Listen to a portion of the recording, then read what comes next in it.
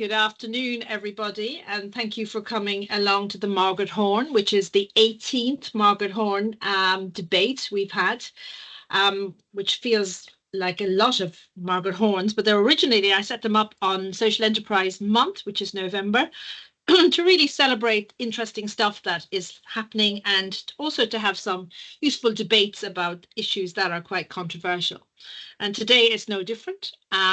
Today we have a panel that will be chaired by Anna Tyzak, and she will take us through the process of A, getting people to introduce themselves, and B, getting a lot of questions and chat going so that we end up having a sense of a debate about modern parenting and maybe some calls to actions at the end. Do post your questions on the chat. We've already polled some parents and we've got quite a few things already raised. So don't feel shy about adding things in. I think Anna will do her best to try and get as much covered in this hour as is possible. So I'm going to thank Anna, and I hope to thank her again at the end for agreeing to chair this. And again, we have some really interesting people on this panel, so I'm going to say no more and let you get on with the debate, the 18th Margaret Horn debate. Thank you. Thank you, Jean, and thanks so much for inviting me. It's a real honour. I will tell you a bit about myself. I'm a journalist. I work mainly for the Daily Telegraph, but also for some other newspapers and magazines. And I've also got 5 children. So the debate topic, is modern parenting fit for the future, is, very relevant to me as well. So I'll be very interested to hear everyone's answers and responses to all the questions. And when I saw the panel, I was really excited because it's such a good mix of opinions and voices and experts. And I think that we're really going to get somewhere today, which is really exciting. So I won't waste any more time talking about myself because I want to get on and introduce the panel. So what I think I'm going to do is hand over to them to introduce themselves. We've got Dr. Jade, a clinical psychologist.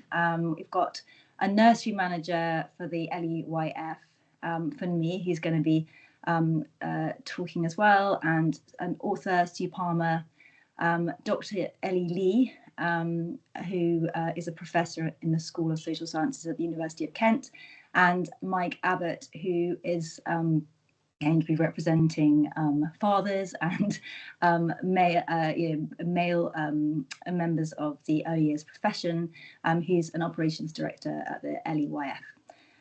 So maybe I'll hand over straight away to Jade. Maybe you could tell us a bit about yourself. Hi, yes, of course. Yeah, my name's Jade.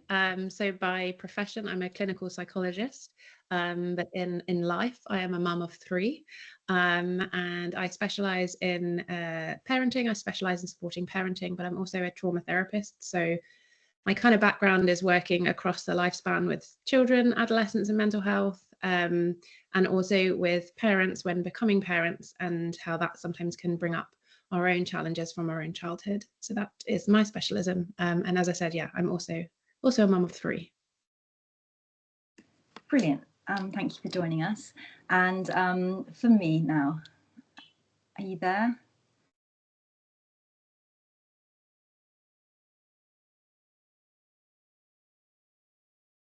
For me. Hi. Yeah. Hi, my name is Fumi. I'm a manager at one of the London Early Years Foundation. I'm a mom of 2 teenagers, and I'm very excited to be here today. That's all. Brilliant. And Sue, are you there? Yeah, I think I'm the granny of the panel, actually. I'm a writer. Well, I used to be a primary head teacher and then a specialist in literacy. And then I started writing about child development in the modern world 25 years ago with a book called Toxic Childhood, which gives a fair idea of my opinions about what's going on at the moment.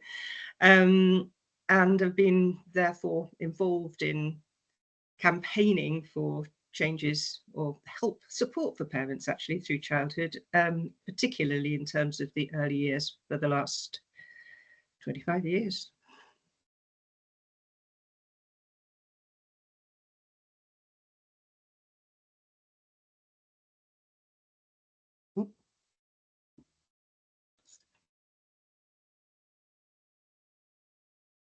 Oh, I Anna's think Anna frozen. might be stuck. Yeah, So June, Anna's do you stuck. want to just introduce the rest?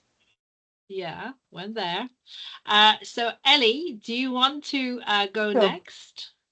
Yeah, so I'm here in my office at the University of Kent, where I've worked for a couple of decades, and fairly near the beginning of my career,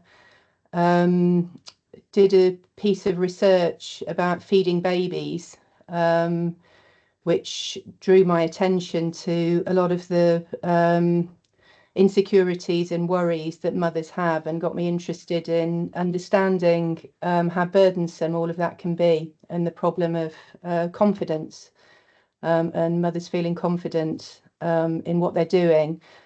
So out of that, with colleagues here, we set up a research centre called the Centre for Parenting Culture Studies, which is really, as the name suggests, about looking at the wider culture surrounding child rearing, and what it is about our culture that appears to be continually reinforcing parental worries and anxieties about whether they're doing the right thing.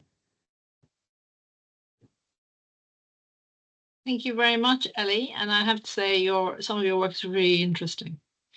Mike. So I'm the man, apparently. I'm the tokenism has gone full circle. It's great. So yes, I am the Director of Operations for London LES Foundation. I've been working in early years for actually about 13 years now, 7 years with LEYF, and previous to that I ran the cooperative childcare, the co-op nurseries nationwide. So I think my representation here, though, is more as a father and of teenagers. I have two sons, one who's 14, one who's 15. 15-year-old now looks down on me, but also from the angle and the overlay that Freddie, my youngest, is diagnosed autistic and PDA. So anyone that knows anything about PDA, you'll perhaps understand the interesting life that we've led with Freddie, and it's been quite a journey, but he's wonderful and very intelligent and lots of opinions. And we're also going through some challenges with my eldest now, who's suffering a lot from anxiety. So there's some interesting perhaps examples that I can bring to any discussions over some of the challenges that we face. And perhaps you won't be surprised to hear that my now ex-wife, although we parent very well together, I feel, was also diagnosed as autistic when she was 50. So there's quite a lot to unpack there, isn't there? Before we kick off on this, I'm just wondering if Anna has returned. If the other Jade O Tech Queen, has found Anna, yes. That would be amazing. I am trying to find Anna. I have spoken. I've sent her a message. She's on our WhatsApp chat, but I think she's struggling to get back online. So June, I think you're going to have to take over for now, if that's okay. That's absolutely fine, Jade. You just keep trying to find her, and I will get you guys to kick off this conversation. So I think, Jade, if you don't mind, it would be very interesting to set the context here about the notion of is parenting working, and you know, this just the whole concept of parenting as a thing. You know, when I was a parent, when I had children, or 3 of them, I didn't parent. I was a mum, and I just reared them, you know, and they came and you did your best and you didn't really know what the heck to do, really. And every time you managed to crack a phase, they were past it. You know, you finally got them to do something that you wanted to do, and then they were on to the next thing. So I was always on the back foot as a parent, and probably still am, even though they're grown up. So I'd really like you to talk a little bit about the new modern concept of the parenting, the verb to parent, and what that feels like to ordinary parents at the moment. And also particularly the concept of how does the pressure on parents to kind of rear the next generation in this very uncertain time as well, does that add another layer? Oh, good, Anna's back. So Jade, if you carry on, and then Anna can pick up the baton and keep running. Yeah, of course. Yeah, listening to you speak, I often liken parenting of being a bit of a game of snakes and ladders sometimes. So you can feel like you move 3 steps forward and take 2 back. And I think so. My kind of, I could say a lot of things, but my take really is that there are so many variations in parenting styles because there are so many variations in human beings. And in experiences. And I think sometimes there's a danger now where we try to kind of box kind of things into, what is gentle parenting? What is conscious parenting? And am I doing it right or wrong? When I think parents these days and being a social media content creator, supporter of parents, sometimes I too find it really hard knowing how not to over bombard parents with information, because I think actually parents now have so much information at their hands. Is it always good information? I don't know.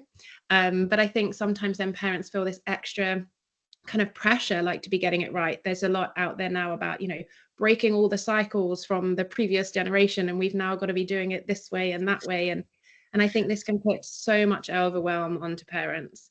I speak to parents daily about feeling like they are failing their kids, feeling like they are not good enough. And I think that in turn can create this real vicious cycle that makes it very hard for us parents to show up as the kind of imperfect, messy humans that we are. Because there's a lot out there now around, follow this script and follow that script, and you must say this and you must say that. And then, of course, the reality is, we're human beings. Even being a psychologist, I can have all the strategies and scripts at my disposal.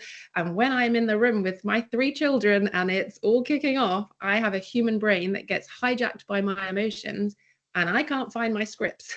So I think there's this pressure, to get it right. And I think for me, a lot of it is about how fast-paced our world is now. And what I would love to see is just better evidence-based, scientific, neurodevelopmental, appropriate support for parents, because when parents are better supported and they understand what's truly going on in both their mind and their bodies, that for an example, I have a good kid having a hard time, not a bad kid doing bad things, can have the biggest change in the way that we show up for our kids. And that same thing stands for parents. I am a good parent having a hard time, not a bad parent failing my kids. And I really, want to get that message out there. And how do you think what would that look like? How would parents get that kind of support, do you think? I think it's going to be really, really varied, but I think for me, like looking into whether that's through thinking of it, and I guess it depends in terms of the age range of the kids. A lot of the time as a therapist myself and a psychologist, sometimes what's really hard is in the NHS, there's massive waiting lists for children to be seen. There's massive waiting lists and I think one of my bugbears was that there was never really that support for parents, that it's often around how do I get my kid to have the help. But for me, what I've seen over 2 decades of doing this work is that actually when parents are better supported. And so I think it really depends in terms of local services and where they can access that. One of the reasons why I left the NHS for many, many reasons, why I've tried to create kind of services where that is free, as well as obviously because I'm so aware that not all parents can afford to pay for certain services. But I guess it's just making sure to always kind of background check anyone that you are working with, because there's a lot of people now, scarily, the term psychologist is not protected. Anyone can be as a psychologist, but clinical psychologist is protected. And I think anybody who has the qualifications will not be offended by a parent asking, what are your qualifications? So I really urge parents to always check that. And really just, but some of it is also shame stops parents reaching out. Like, parenting is this thing that we should just be able to do. And yet when I first became a parent, I felt incredibly de-skilled, incredibly anxious.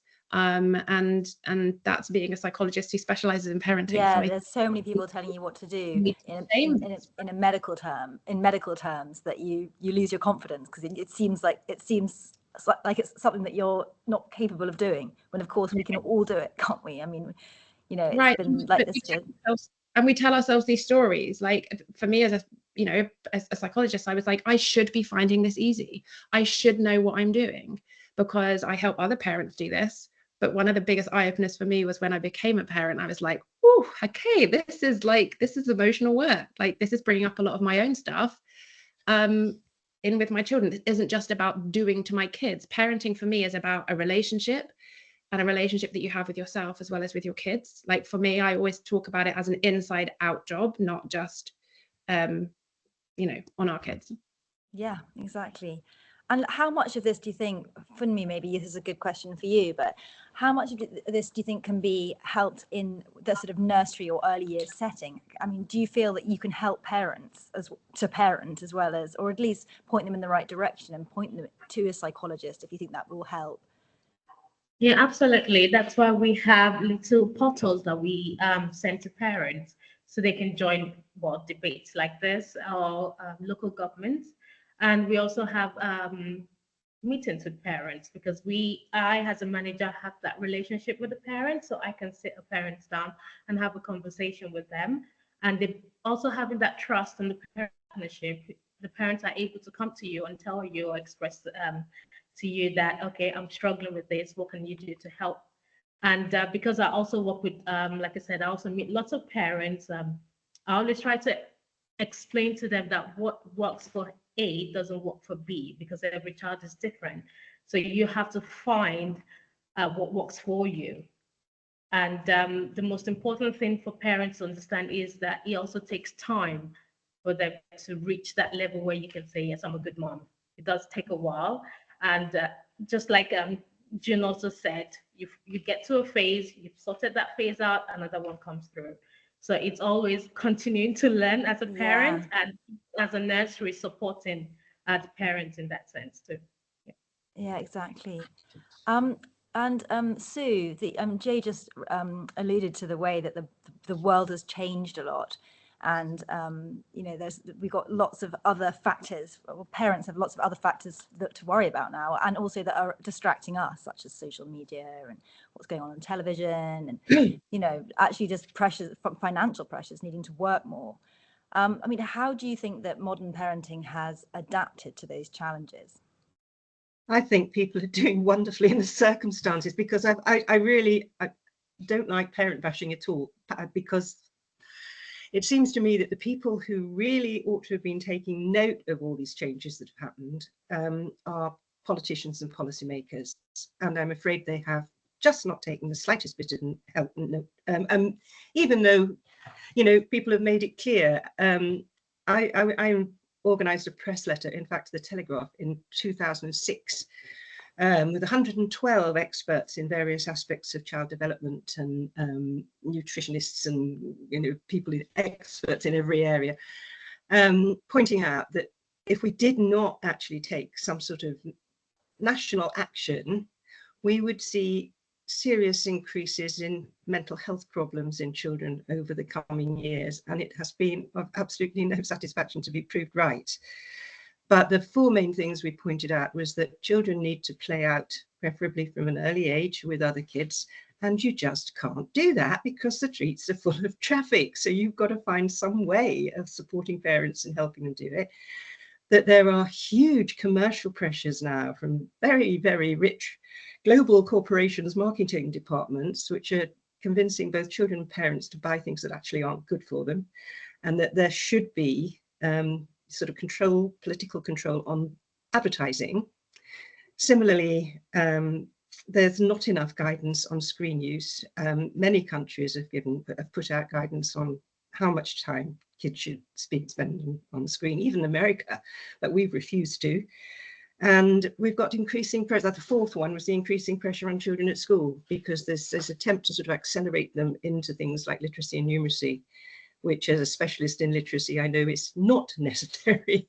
Yeah. So the pressures on the parents and the children are huge, and yet policymakers have made no effort whatsoever, I think, and have remained incredibly stupid in terms of not finding out about child development and its importance in terms of the whole of the society in the future. And what effect do you think this is having on children?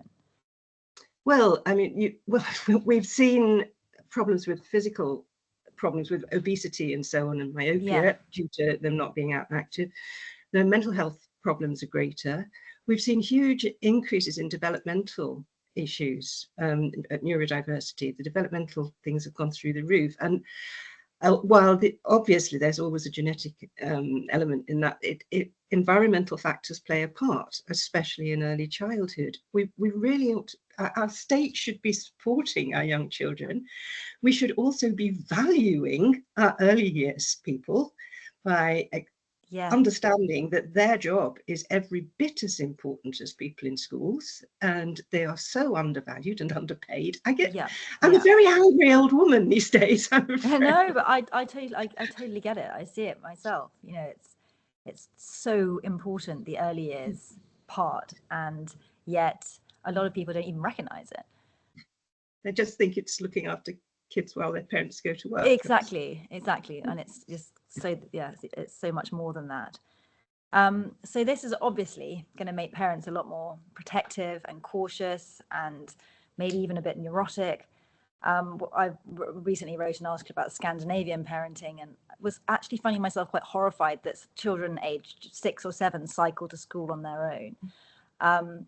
Ellie, what do you think about? Do you think that parents today have got overly protective, or do you think that actually it's just justified now because of the society that we live in? I think they are.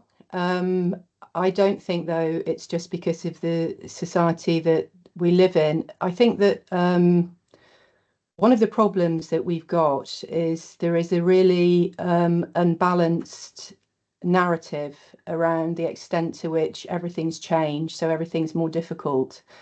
And I think that in itself has become a big burden for parents, and it really encourages a sense of uncertainty. I don't actually think that the world is changing anything like as fast, if you compare it to other points in history, as we're often told. Because if you look back in history, all sorts of things have happened where the world changed very fast indeed, in many ways much faster than it is at the moment. So at the very least, there's specific components to the nature of change at the moment which are unique and different. But I don't think it's simply the case that the world is just changing in a way that's completely disorienting, and that explains the problems that we're having. So do you think it's an excuse that we're given? I think it's over exaggerated, and what it does is actively fuel parental anxiety. And one of the things I'm most worried about is the extent to which what then happens is a message is given to parents that they can't really rely on anything from the past and that we ever knew before. So it's almost like parents are encouraged to feel actively estranged from previous ways of raising children, previous ways of thinking about things, as if there's nothing from the past that is really relevant for now. I think it creates big problems for parents. I also think it creates very big problems for children, because I don't think that you can really bring children up in a way where they can feel confident in the world and confident in what they need to be doing in the future if they don't have a sense of connection to the past. So what do you think we parents should be teaching more from the past, or should be sort of using more from the past? I'm not sure that I would actually start with parents. I think that I'd actually start with people who call themselves experts, who perhaps would be better advised to think a bit more about things that people have actually come to understand previously. I mean, one of the concepts that's always around in all of these discussions about parenting and parenting styles is the idea of authoritative parenting. Which people talk about all the time, but they don't read enough about and understand its origins and where it came from, and specifically take seriously all of the work done by the person who developed that concept and in fact developed the whole idea of parenting styles in the first place, who's Diana Baumrind. And she's a really interesting person to really study her work and think about and understand the problems that she was trying to confront. So she started doing her research and writing in the 1950s. coming out of the Second World War into the Cold War. And if you want to talk about a period in time where things were in flux, Yeah, everything was changing. I mean, my goodness, you know, the entire world had been wrecked by catastrophe and was attempting to put itself back together again, which I think stretches beyond a lot of, however unstable our world is now. It's not, you know, instability is not new. And I think what she was trying to seriously confront was the fact that previous forms of authority sources or guides for how we might think about what we're doing, which she called authoritarian styles, were for very good reason no longer valent. And that people, for all sorts of reasons, wanted to have a more democratic life in general, and including in family life, wanted to have a more democratic way of doing family life. But once you get into that situation where you can't just say, we're going to do this because this is how we do it, and instead you've got to think, how are we going to do this? You need to work that out and work through an idea of what it is you're trying to do. And I think what she saw, which she saw as the other alternative, which was being presented to authoritarian trends, was permissiveness, which she was worried about for particular reasons as well. So she wrote an incredible amount, both theoretically and also through her experiments and investigations into what happens to children. She developed, I think, a really, really important and interesting concept of authoritativeness. And I honestly think if people went back and looked at that and thought about it and took it seriously, they could become much, much more optimistic about both themselves and about children.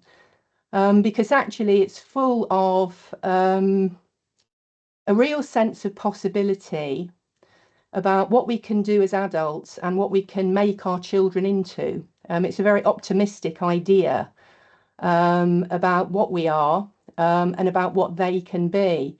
But it is predicated on a very high expectation of adult society and adulthood. It's organised around an idea of character. It has a great deal of commentary about conscience, about morality, about how we should think of ourselves as adults in society. And I think communicates a really great sense of the possibility of then raising children up to be like that. And, you know, with reference to June's point, even though it's called parenting styles, I think her what she meant when she talked about parenting isn't what people mean now. It was a sense of, because it was a sense of collaboration between generations based on a clear idea of what adulthood constitutes and what it means to be an adult, and we bring the new into our world in an authoritative way. And she was very confident about, I mean, one of the things that is very important within this whole theorization of that relationship between generations was an idea of discipline. And I think you can see how far we've moved away from this about the sense of confidence, in that people now really just don't like the term very much. But one of the things that was very important to her about discipline was actually an idea of self-discipline, and the importance of creating within children the possibility of self-discipline, and what we can do to make that possible. And she genuinely did think that was possible. And she thought that was possible because she believed very, very deeply in the fact that children are resilient, and that we can therefore create in them character, self-containment, self-discipline, and the possibility of doing what she called doing good in the world. She wanted to create other directedness. How would you get to that? By being really authoritative, by taking real leadership within a classroom or within a family. Yeah, I mean, I actually think it has to begin with us putting some serious thought into what we think it means to be an adult. Yeah, I think without having a clear conceptualization of adulthood and its distinction from childhood, then we can't create that kind of generational interaction. I think one of the biggest problems we've got in our culture at the moment is the continual collapsing of the one into the other. I mean, you can see it, you know, now that my university students, they all do adulting because they don't know what being an adult is. Yes, yeah. And actually all through culture, there's all sorts of signs that a clarity of understanding around the differences between adulthood and childhood are just falling apart all the time. And why that do you adults think that is? Why has that happened? I think it's because we have decided to think about personhood as something which comes too much from inside, from our emotions, rather than through our collectivities and solidarities created by what we do in the world. So, I mean, broadly speaking, sociologists would describe this as an outgrowth of individuation, of the individuation of society, where we become much more inward-looking and self-preoccupied, rather than focused on the society in general and our social solidarities. And I think we do now live like that in the world, unfortunately.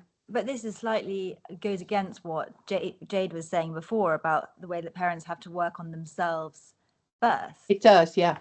It's true, it does. And I don't think that the kind of things that are called parenting styles that are around now are actually compatible with Baumann's presentation of things. I don't think that they are authoritative, even if they claim to be. I think they misuse the term. Jade, what do you think when you hear this? Can you see how this would work, or do you think that we've moved too far away from it to ever be able to bring it back? I think it's really hard to kind of group parents necessarily into like falling within one camp or another. I think that there's some of this, like, I'm very agreeable with, in the sense that, you know, there are some, schools of kind of parenting that are kind of, have been far removed, or perhaps they are fearful of falling into certain patterns, or, you know, there are many parents, and I guess the parents that I work with, who have perhaps had very difficult experiences as children, and they are wanting to parent perhaps quite differently to how they were parented, and that can be very hard to do. It's not just a case of mind over matter. You know, a lot of what is kind of stored very subconsciously is, you know, a lot of parents I work with will say, I don't have any explicit memories, but they have a lot of implicit memories that live on in their body that gets activated by being a parent. And so I think, for me, like, you know, I'm very much pro. I think, you know, children need, they need sturdy leadership. They do need parents who are able to, you know, set limits. I work with a lot of parents who don't like disappointing their children, who don't like upsetting their children. There's this big trap around, you know, to be a good parent or to be a good person, like, or to be doing well in life, to be succeeding in life, I need to be happy, or my kids need to be happy. And we're missing the kind of whole human experience. But I think, you know, really thinking about what it is that we are able to offer children. I think children, I use this phrase a lot, you know, they don't do what we say. Mine certainly don't, but they do what we do. And I think now a lot of the time children are seeing many parents, and this is with no judgment, because I think, you know, even I have to remind myself all the time of this, but, you know, of a parent behind a screen, you know, on our phones, and then we're saying, you know, children are struggling, or they're wanting phones. You know, I have young kids, and they're wanting phones, but they're also seeing us on our phones. Yeah. And so I think some of this is around being incredibly mindful around what is it that we're also modeling to our kids? What is it that they're looking toward? And this whole distinction between children and adults, I think adults very much need to be that kind of sturdy kind of leadership for kids, but also sometimes so many adults, I mean, I guess, again, it's adults that I work with are incredibly stressed and overwhelmed. And then as children grow up and become teenagers, and we're thinking, you know, well, who do you want to be? Or what do you want to be? Or what do you want to do when you grow up? And, you know, I've worked with a lot of teenagers that are like, well, my parents are stressed, so I don't really want to grow up. I don't really want to, you know, and so what is it that they're even looking toward? And what opportunities do they have to think about how do they want to show up in the world, and what good do they want to do? Who do they want to kind of allow themselves to be? And I think it's also thinking about certain practices that happen, I think, within our schooling settings. That is still really hard to hear, because I think there are certain practices that are happening with our children around discipline. I mean, discipline for me very much means to teach, whereas discipline is still really thought about in terms of punishment. And I think that actually thinking about, if there were certain practices that we use for children in certain like educational establishments, if we were to use this in a more adult working environment, it would be described as toxic. There is a lot of kind of shaming still going on. you know, in these kind of settings. And yeah, those are just it's a hard area to navigate, isn't it? The subject of discipline. Mike, with parenting teenagers, how authoritative have you been with that? Well, it's interesting because I was making some notes before, and I've been looking into this whole authoritarian, permissive, and authoritative approach. And I think we all like to think we're authoritative because that would seem to be the natural thing, to be sort of high on warmth, but also high on structure and some control. And certainly when you've got an autistic child, particularly one such as my youngest, who's got PDA, he absolutely requires structure. If you don't have agreed structure and routine, you will know immediately. And particularly when he was younger, he would just, his life would fall apart if he didn't feel safe and protected, to the point when he would remove himself from any environment where he couldn't cope. So initially he was at a state school and he was a runner. So he didn't feel safe, he didn't feel protected, and they couldn't catch him, and he left the premises. Yeah. So we soon went through the whole sort of realization that we not only needed to put things in place as a family and as parents that made him feel safe, structured, and understood rules, because that made him feel safer as much as anything, but also give him some coping strategies so that he could recognize when things were starting to happen, so he could self-regulate, because self-regulation is so key to all of this. And he's done amazingly. And would you say self-regulation is the same as self-discipline? I think, no, I wouldn't. I think self-discipline for me in some ways there's some negativity around it. I think self-regulation is really critical. To just operating in a world, particularly for someone who's neurodiverse, which doesn't have the same operating system that you've got. So you're going to react to it, particularly when you've got sensory overload. So that regulation, understanding how to filter out certain things or to remove yourself, because sometimes you can't filter them out. You're not equipped in that way. So you have to remove yourself or put yourself into some of these. Now it's very difficult because one of the coping mechanisms that my youngest has got is to disappear into his iPad. Now that would be counter to what we're going to hear a lot of today, which is it's the enemy, but it's also his safe space. So you have to balance these things. Also, you try and manage someone who's got sensory overload. If it's a bright, sunshiny day, we've had to learn that he needs sunglasses. And we have to be careful of some of these stimulations. If he gets too hot, he can't recognize it. If he's hungry, he doesn't recognize it. So we have to then have routines. If it's 12:30, he eats lunch, and he knows that now, so he will correct us. No, daddy, 8 o'clock, it's bedtime. So trying to change a routine with him, he's almost parenting us. He's reminding us. It's like having a dog that reminds you it needs feeding.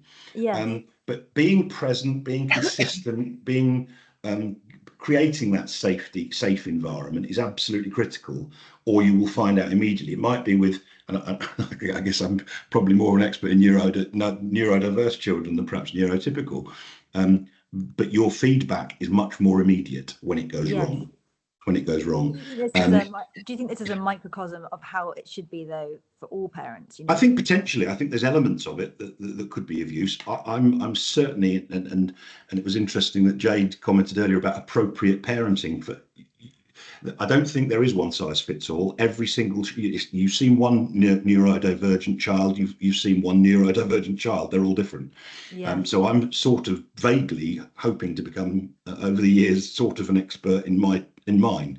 But what I have observed, though, is that nature can absolutely play a part.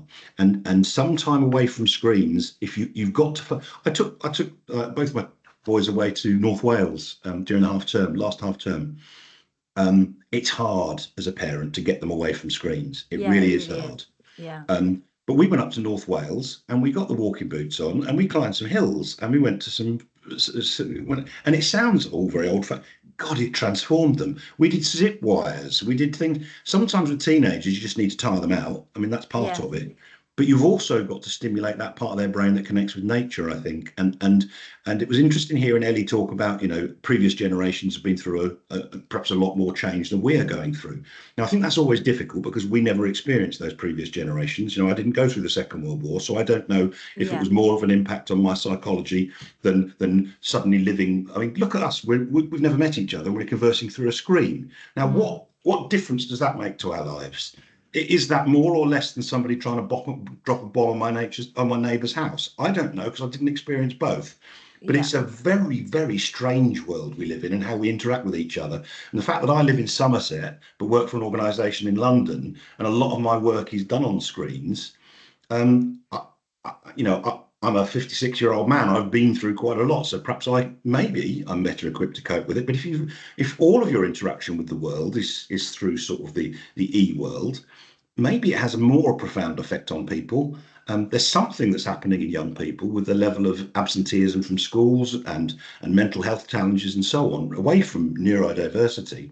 So I do think we need to be aware of the challenges that younger people face, but perhaps, again, talking up what some of Ellie was talking about, some of those lessons from the past actually could be really quite valuable. Not everything we did in the past was wrong. It's a civilization. We've just got to understand that the way we interact with the world is perhaps somewhat more complicated, complex, and a little bit more face-to-face would perhaps be good. Yeah, exactly. Sue, what's your take on the digital world? Do you think that we're as adults maybe a little bit damaged by it ourselves, or maybe just learning still to? I think we're all learning all the time, all learning all the time at incredible speed. And as someone I was actually born in the same street in the same year as the first modern computer in Britain in 1948. So I'm absolutely of an age with it, and I've grown up and watched it develop. And it has, I think, and I will take issue with Ellie on this, I think this has been a period of change, particularly from the point of view of childhood, that has been massive. Because as someone born just after the war, I think my childhood was very similar to most childhoods for most children throughout history. I was looked after by family. I was out to play from the age of about 2.5 with the other kids, and the rest of the local community kept an eye on us. Now that's fairly normal in most cultures for most of human history, and that's stopped happening now, which is why I'm so convinced that we really need to focus very strongly on what we're doing in terms of early years provision, because that's got to be the way we ensure kids get those opportunities for play with other kids, especially outdoors. But I agree that we don't know yet what's happening. I mean, AI is going to change it all even more. Yeah, exactly. So it's a constant feeling of we're just all trying to keep up with it. And I think it's amazing how resilient we've been keeping up with it. But we are seeing a loss of resilience in our children and young people in terms of the levels of anxiety. And there's a new book out by Nicholas Haight recently called The Anxious Generation. And he just sums it up as we've moved from a play-based childhood to a phone-based childhood. And that is a very significant move. Do you find, just moving to phone, do you find that a lot of the children in nursery, they're asking for screens, or they arrive maybe in their buggy with a screen on their lap? Yes, they do. And it is. But as a mom of teenagers, I also understand how hard it is to pry that device out of their hands. It's especially when we as parents ourselves are on the screen. So, and while we're talking about the different types of parenting, we talk about, and as Dr. Jade said, we have to role model this to the children too, for them to learn from us. And that is why early years is very important, because when they come to nursery, for us, we don't do the screen. We actually nurture them, and we talk to them, and we teach them. So it's hard to get them out away from the screen. It's very, very hard. And I sympathize with parents too. Yeah. Because while we're talking about gentle parenting, For me, it's taking a whole different definition completely, and it's the parents are either too involved or too smothering, or again, taking the definition as a permissive parent. So that screen is sanity for some of the parents. Giving the children the screen time is sanity for the parents. It's giving them 5 minutes to deal with life itself. So I understand as a parent, from the parent's perspective, while the screen is important, but as a manager and a teacher, I also understand why it's also very dangerous. Yes. Because the children get used to zoning out. Well, exactly. Like we do on our screens. I mean, I love just having a scroll through my phone sometimes, so I can totally see why my children would want to do the same thing. But Ellie, what would be your advice on this? I mean, can you be authoritative about screen usage, do you think? Yes, I think you can do. I mean, the side of Jonathan Haidt's work that I think is probably not talked about enough, which I'm actually keener on than his view about the responsibility of social media and smartphones since 2010 of directly causing problems that we see in childhood. He works with someone called Lenore Skenazy in an American foundation called Let Grow. I don't know whether you've come across Lenore. Before this, she set up an organisation called Free Range Kids, which came out of her own experience of being admonished for letting her child ride the New York subway on his own when he was 10, for which she was labelled America's worst mom. At the time, she was a journalist for the New York Times, and it's projected her into a whole interesting career. And I think she's doing fantastic work with Jonathan, of trying to have something to say on the one-sided and overblown sense of society being much more risky than it's ever been. Which is having the unfortunate impact, which I think is now an accomplished fact, of driving children indoors, which in turn puts them on their computers when they don't really need to be. And what they're trying to do is to encourage a much more reasoned approach to thinking about risks. And thinking about the need for children anyway to experience difficulties of both an emotional and physical sort, which I think is very, very important. And I think that we do need to create a kind of cultural and social ballast around that, because I think it's a very difficult thing for parents to do on their own. I don't know who it was who said, you know, it's actually very, very difficult on your own to get your children to do independent things, even something like walking to school, because unless loads of other kids are doing it, it's difficult to do, and there's so many rules and things that prevent it. But I think that we do need to encourage that idea and encourage an understanding that whatever it's changed about the world, it's not more risky than it was.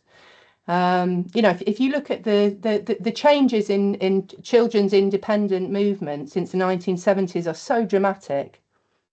You know, what their room to roam, as it's called in the studies, has just shrunk and shrunk and shrunk. And the age at which children do things on their own without their parents has gone up and up and up. And I think it does create difficulties in creating within children a sense of both actually an ability to stay safe, but also to be self-contained and manage their lives. So I think that we need to have a general attitude towards this. I don't think we can just ask it of individual parents that combat some of this. I also think we do need within this then to recognise the significance of adults taking a lead in this and the relationship to the past, because the thing is that what adults embody is the past. That's what they are. You know, they're an embodiment of experience. And we need to validate that experience and what we can understand from it and what we can learn from it and communicate that to children. I mean, some of the interesting experiments I think that are going on at the moment. Have you seen these efforts to combine elder care and nurseries? Yes. What a terrific idea. Yeah. I think we need to validate the wisdom of experience somehow, as part of helping children understand that the world is not a terrible, dangerous place that you can't have anything to do with. And I think adults genuinely bear a great deal of responsibility for getting that across. Yeah. And at the moment, I think what we're doing much too much is communicating to children. You know, childhood has now essentially become defined as vulnerability, which is completely wrong. It's completely wrong. It's a terrible message to give to children. Adults are scared themselves, though. I mean, you know, that's maybe it's big tech companies such as Apple that to give us tracking devices. You know, people won't let their children out. There's market upon market in fear. There's markets in fear which have been created, which completely pervade our society and our culture, and it always encourages us to, you know, buy things which are basically built out as saying you need this because there's dangers. And I think we've got to start rejecting some of this. Jade, what do you think about that? Do you think we need to reject some of the, well, I think there is a lot of there's a lot of sort of parenting discourse out there, isn't there, about how you can be better and how you can keep your children safer. Do you feel that actually maybe we need to just maybe stop worrying so much? Yeah, and I think it's hard because I'm kind of sometimes sort of wearing that like psychologist hat and then mum hat. So my kids are 6, 4 and 11 months. And so, you know, and for me as a mum, like my 6-year-old, since she was about 4, has been asking weekly, can she walk to school on her own? And I am saying no. So I'm holding that perspective of how old she is and would she even like know the, you know, anyway. And so I guess it's also thinking about giving parents the tools and support to be able to have these conversations with their kids, and it's you know, like Mike was saying, like knowing your kid and empowering parents and families to feel safe to make these kind of decisions that are best for their family, because I guess, you know, we often think about kids in terms of their ages, but there's also their developmental ages and where they're at. And I agree, I don't believe that you know, a childhood is necessarily, you know, I wouldn't kind of call childhood equals vulnerability, but I think that we do want to understand the kind of neuroscience and development of a child's brain. And so actually thinking about, I don't know, going back to social media, and, you know, I think that we do have to put limits on the ages of, you know, kids potentially, for me, like kids too young having access to smartphones, because we just don't know that the impact that this is having. But what we do know is the impact that actually having too much, even as an adult and as a psychologist and a mental health professional, if I am on social media too long, it has a detrimental effect on my mental health, 100%. And, you know, and I have, in theory, a fully fledged human brain that has formed. I know we're always slowly, but you know, and when we think about the child's brain, you know, the brain takes, you know, 26 plus years to be fully developed. You know, there's so much going on.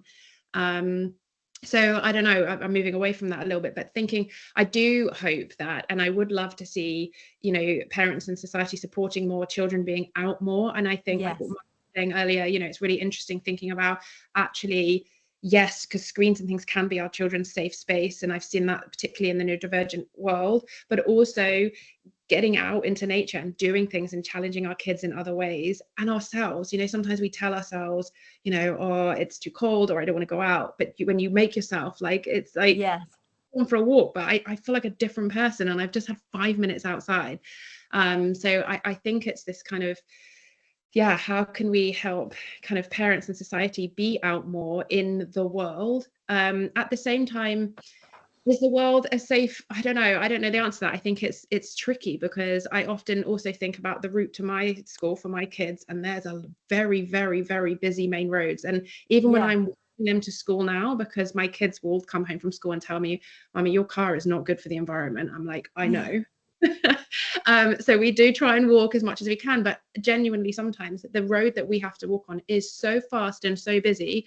genuinely, as a mother with impulsive young children, I sometimes do have my heart in my chest. Yes, no, I'm the same. I think that the world is, like, traffic particularly, it's very scary, and then the online world is very scary as well, because there are two things that just weren't there before. And okay, maybe there were other dangers that aren't there now, but this is what we're having to deal with, and it is really, I would say that they are real dangers.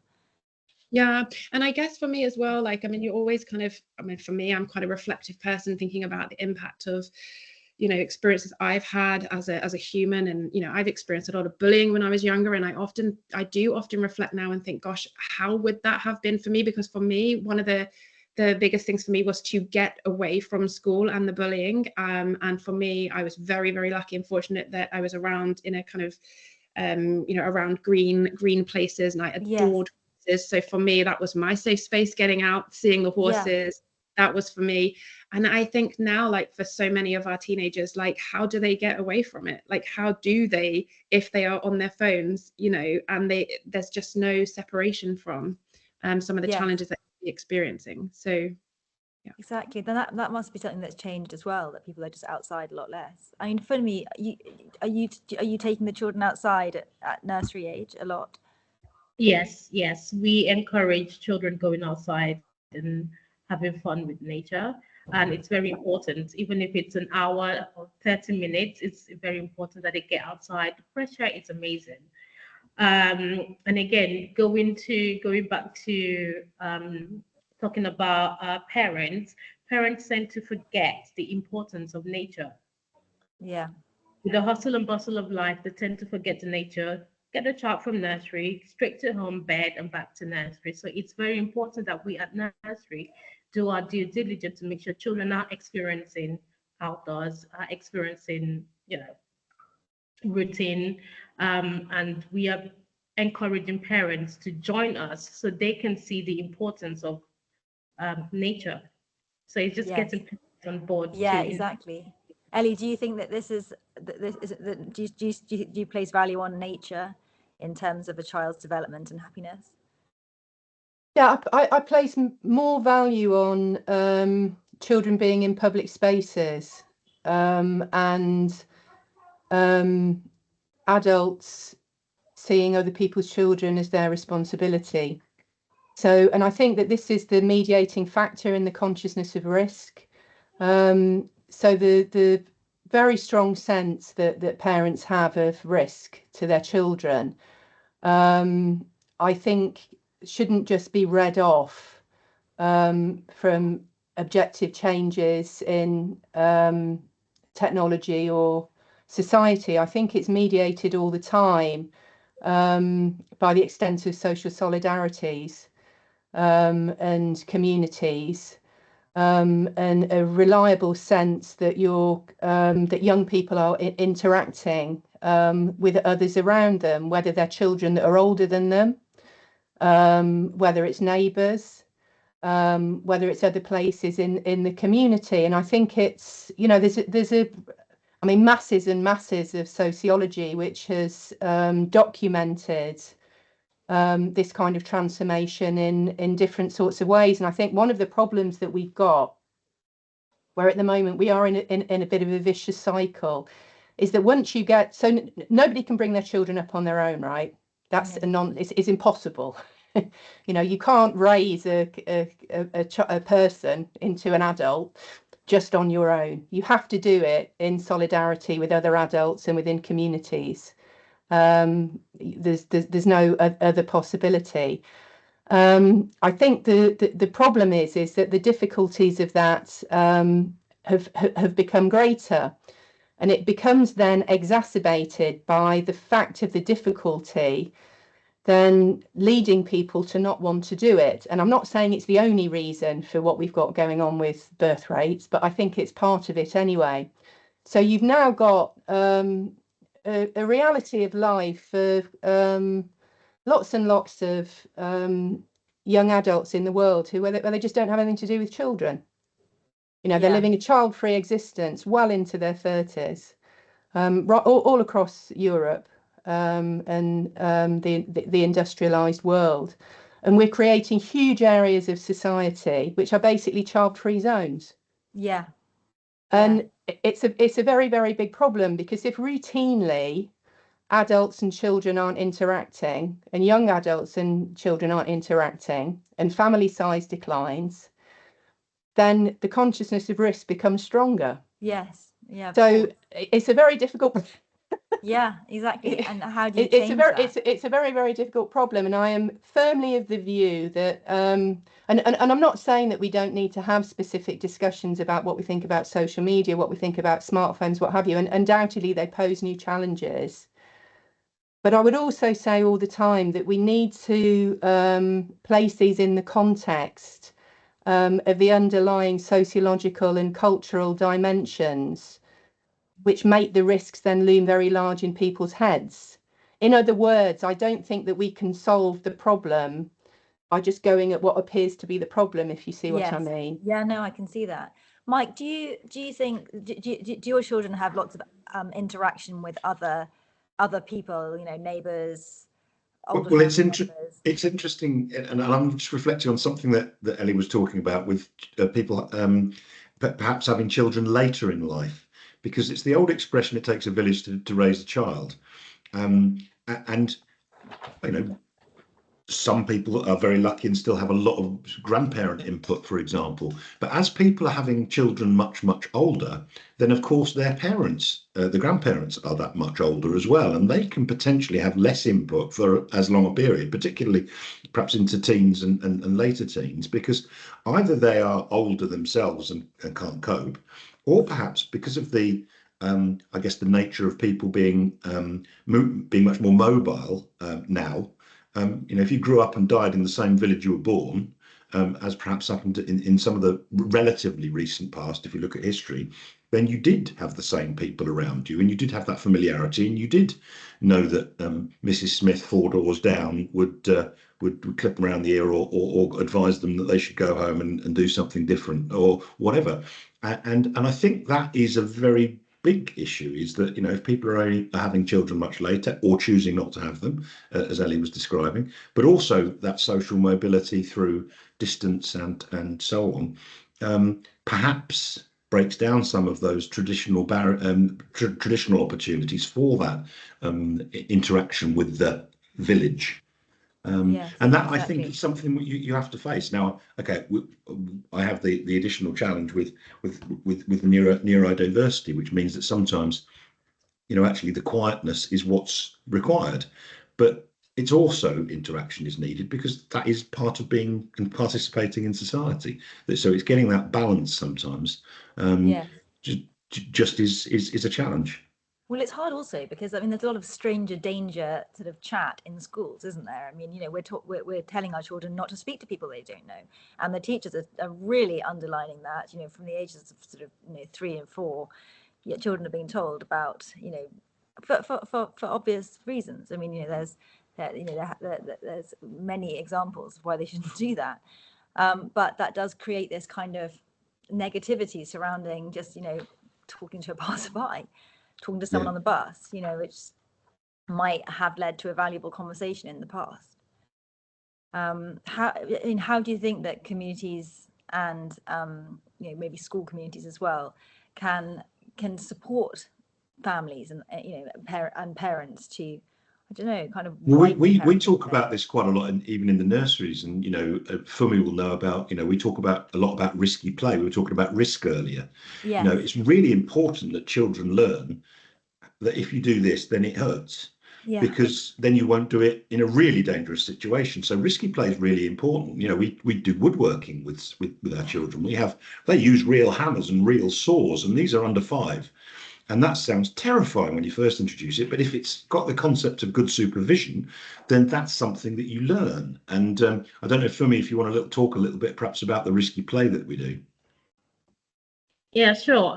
So we encourage risky play because it's more of teaching discipline and consequences, basically, because you know that while you're doing this is what you need to do. If you don't do it that way, then you will get hurt. So it's putting all those things in place and supporting the children to know that even if you want to do it independently, there is always someone around you to support you and to help you. And also encouraging the children and giving them the ability to ask for help when they need it, or know when they need help.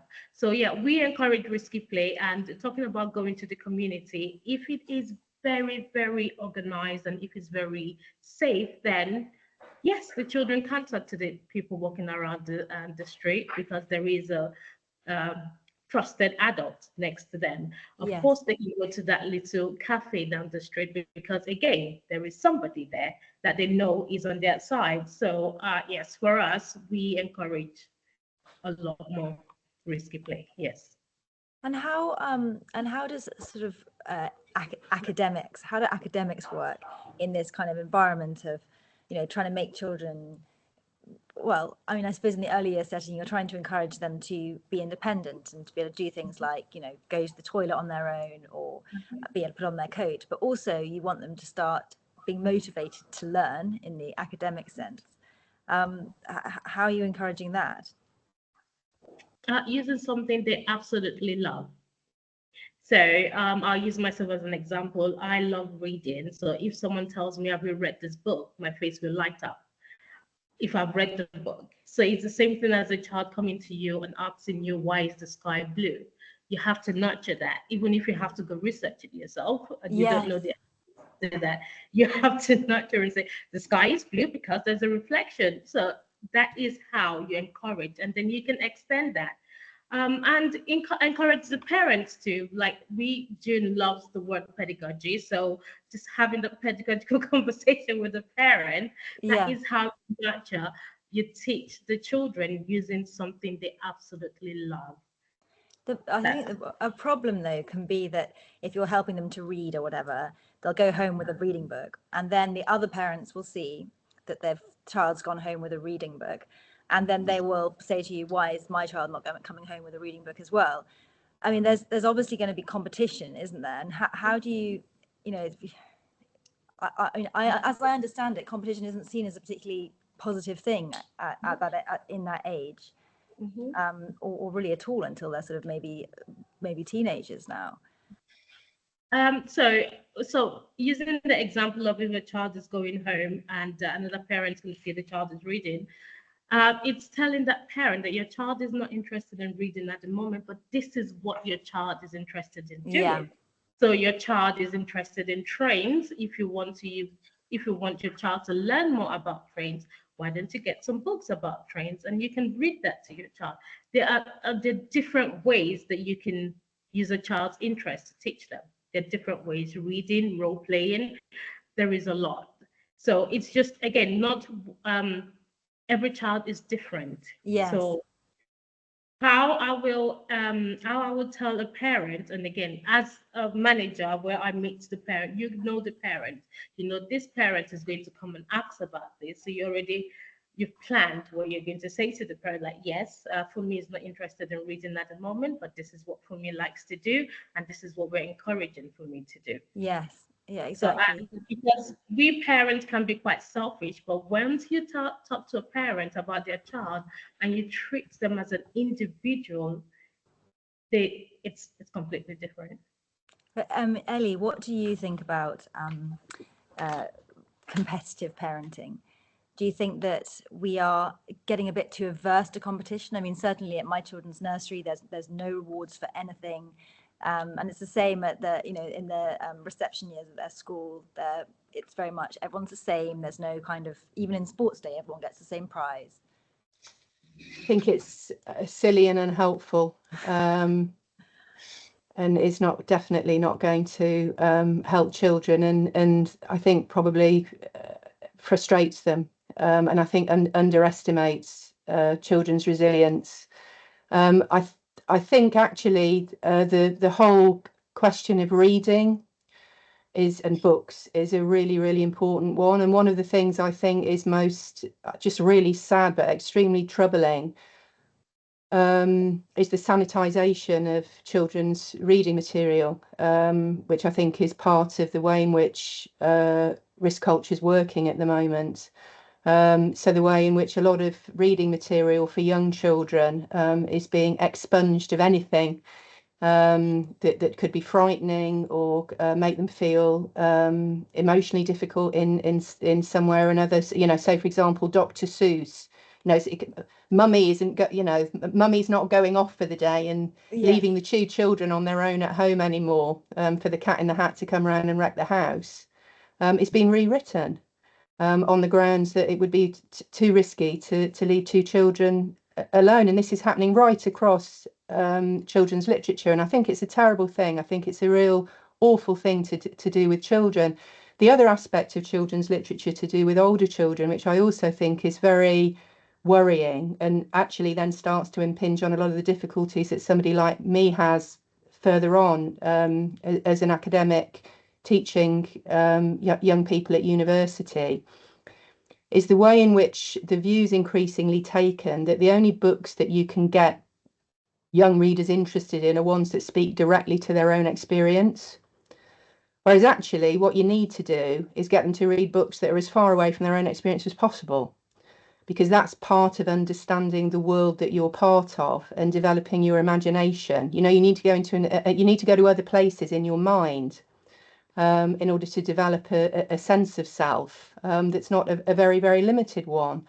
But our culture is becoming increasingly averse to doing that on the grounds that it's too difficult, they won't be interested. And it's starting to, I think, really infect all sorts of things about the way teaching happens in schools, which then has a really big knock-on effect when they come to university.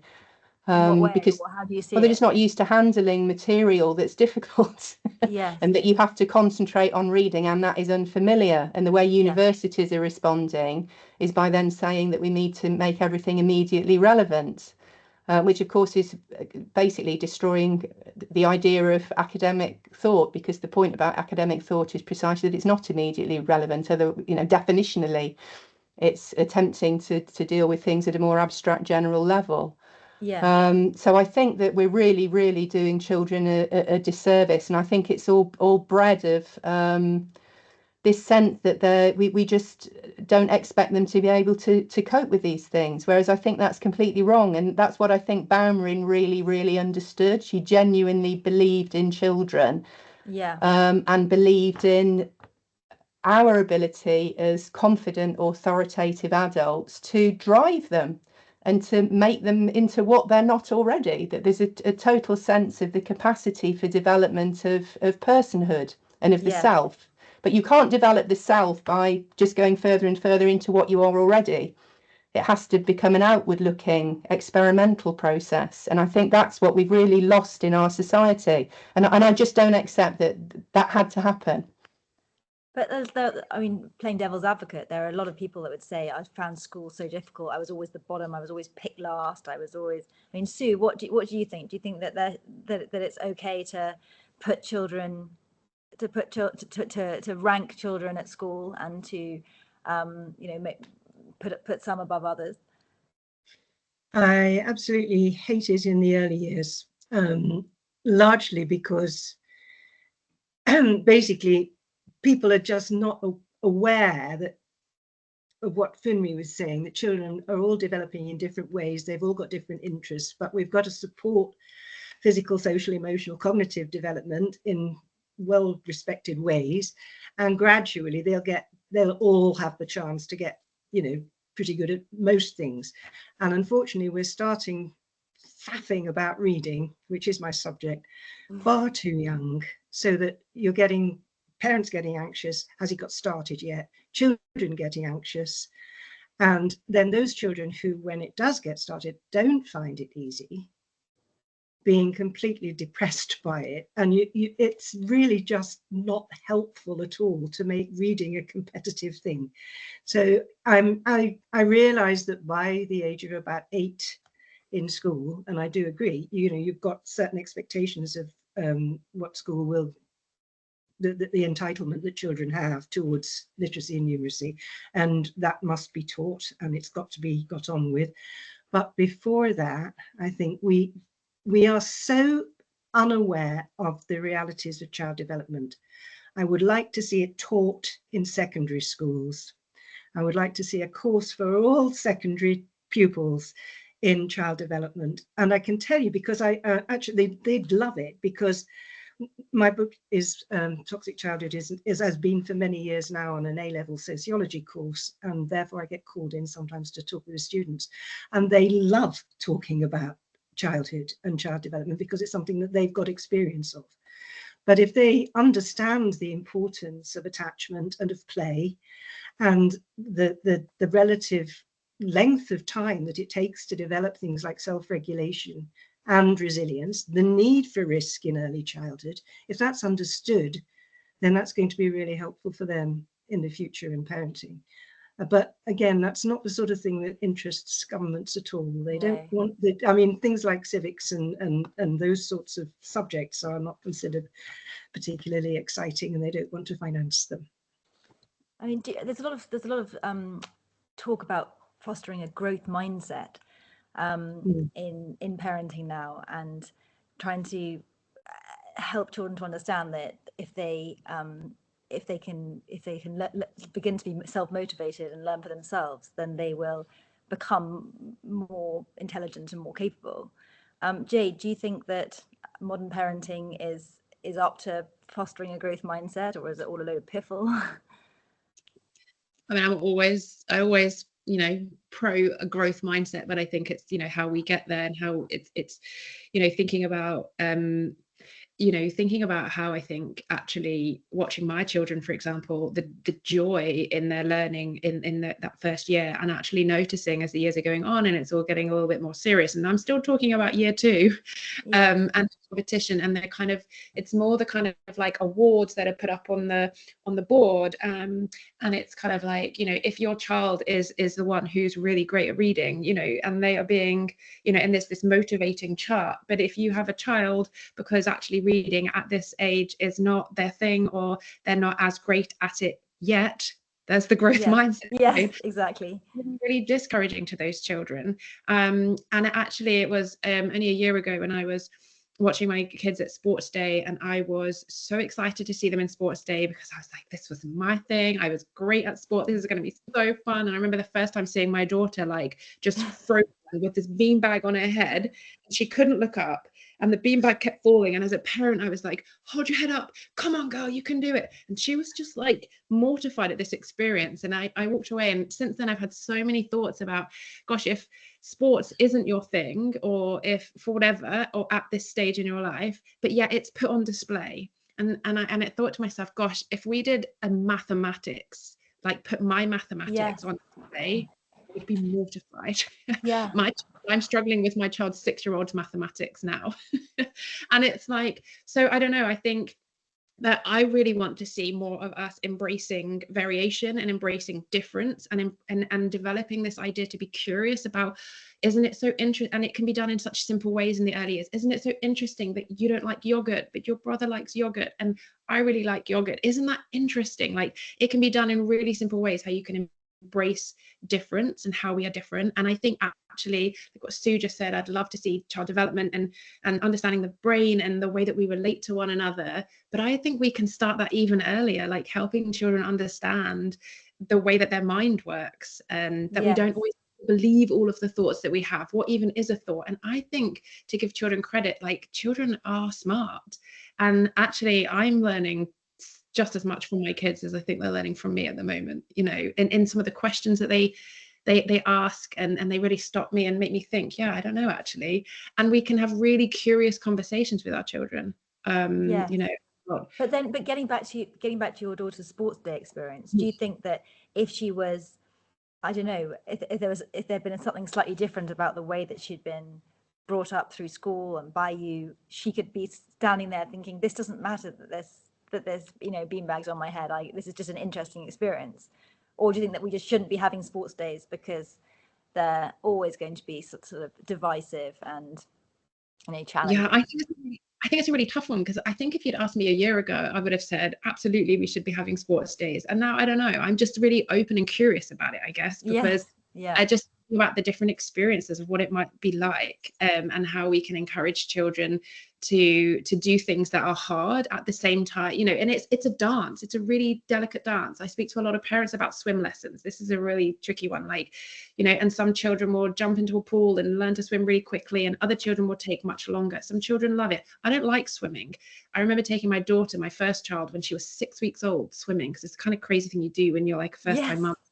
My child won't learn to swim unless we go now, and it was an awful experience. And actually, anyway, but I think, you know, I've had many hurdles with the kids where they've actually not wanted to swim, and the swim school has wanted to kind of like chuck them in and they'll be fine, and I've been there going, well, actually, like, I'm not like pro avoiding it. I'm going to still take my child swimming, but I am going to sit on the side and encourage them to, you know, take the time and check out, you know, the swimming pool. But I'm not going to just throw them in, because it's a skill you need to learn. But I think. So do you think then that a child-led? I mean, I know in a lot of nurseries, child-led is the kind of mantra, and when a child wants to do something or they're ready to do it is when it's done, rather than when the parent or teacher wants them to do it. I mean, what do you think about that? I think that it's far more collaborative than that. I think if we're all being purely child-led, for some children, like they'd never get out the front door. You know, this idea of like, it's completely child-led. You put your shoes on when you're ready. You just let me know.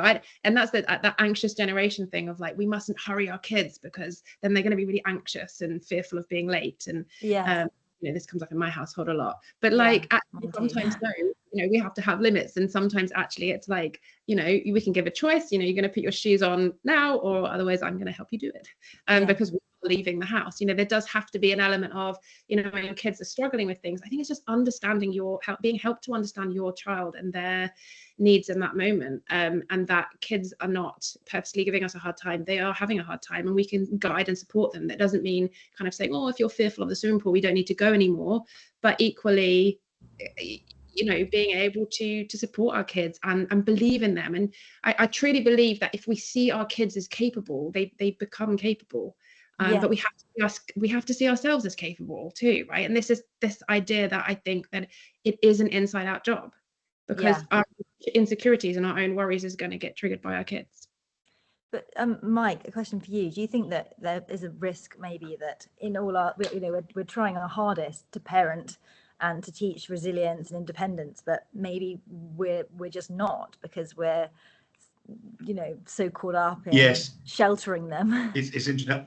I was smiling at some of the phases because I'm just observing what Jade's going through now, and having lived through lots of these things.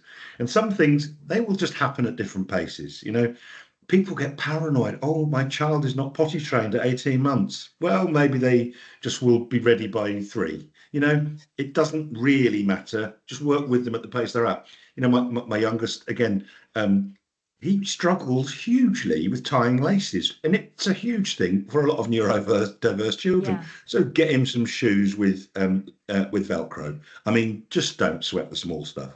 So actually relax a little bit. And I smiled at sort of the 6 weeks old going swimming, because you know, your first child always smells of Johnson baby products, don't they? And then subsequent ones probably get the stuff from Aldi. And it's just as good and it's fine, and you don't worry too much. And some of it is definitely about relaxing a little bit, and learning that children just all develop at a different pace. You know, one of my children could swim at the age of 3, and the other one couldn't swim till he was 6. And I wanted to make sure they could. I didn't want them falling in a river and drowning, but they work at different paces. One of my children will go chapter and verse, and you probably will guess which one it is. We'll go chapter and verse on string theory and black holes. He's 14, but that's his passion. It's science. He wants to learn. And the other will tell you everything you want to know about the history of the Second World War and naval warfare. They're just different, and that's wonderful, and it should be enjoyed, and actually we shouldn't get too worried about whether they can all run the 100 meters in 12 seconds, or whether they can conjugate the French verbs perfectly, or whether they can you know, explain integration at mathematics. You know, they're all going to do their own thing. I think it's about scaffolding them so that they feel confident to be the best them they can be. Yeah, exactly. because at the end of the day, they're going to have to take exams, and they're the same exams for everyone, aren't they? And well, there's another debate. There's another debate. So yeah, exactly. Whether the exam system is suitable, but maybe yeah. But that's what they have to cope with. That's the system at the moment, isn't it? And it is, although there are some people that would think, particularly, I guess I'm looking into this a lot more because Freddie's going through an EOTAS package. He's having sort of one-to-one help, and we've got some funding for that eventually. It only took us about 9 years of fighting.